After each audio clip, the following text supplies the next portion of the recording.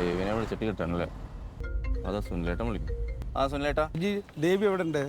എനിക്ക് വിളിച്ചിട്ട് കിട്ടിയില്ല. എന്താ ശരിക്കും സംഭവം? അതൊരു പ്ലാൻഡ് പരിപാടിയാണെന്ന് അറിഞ്ഞേ.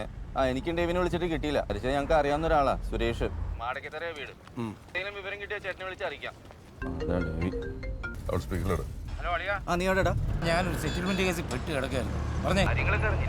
അറിഞ്ഞടാ, അറിഞ്ഞു. ആരാ എന്താന്ന് പിടിയുണ്ടോ? ഏയ്, ഇത് നമുക്ക് പരിചയമുള്ള ആരുമായിട്ടും കണക്ടർ അല്ലടാ. ഇത് പുറംപണിയാ. അല്ലെങ്കിൽ നമ്മൾ അറിയില്ലടാ. ഇപ്പൊ പിന്നെ ഇറങ്ങിയിട്ടുണ്ടല്ലോ കുറെ കുരുവികള്, കൈ കിട്ടുന്നതൊക്കെ അടിച്ചിട്ട് നമ്മൾ അറിയാത്തങ്ങള്.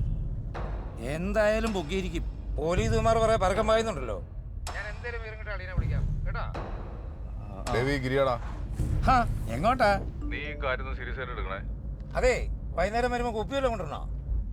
കുപ്പിയൊന്നും വേണ്ട, ഞാൻ ഈ പറഞ്ഞ കാര്യം സീരിയസ് ആയിട്ട് എടുത്താൽ സീരിയസ് ആന്നേ. അതെന്നാ വർത്താനമാണോ പറഞ്ഞേ? കാര്യം ഞാനൊരു കോട്ടയംകാരനാണേലും തൃശ്ശൂർക്കാരനല്ലേ. ശരി ശരി, തൃശ്ശൂർക്കാരാ. വൈകിട്ട് കാണാം. ശരിടാ. രാവിലെ നടന്ന മർഡർ കേസിന്റെ ആണോ? രാവിലെ നടന്ന മർഡർ കേസിന്റെ ആണോ? എന്നാ മേരൊക്കെയാന്ന് ആർക്കറിയാം.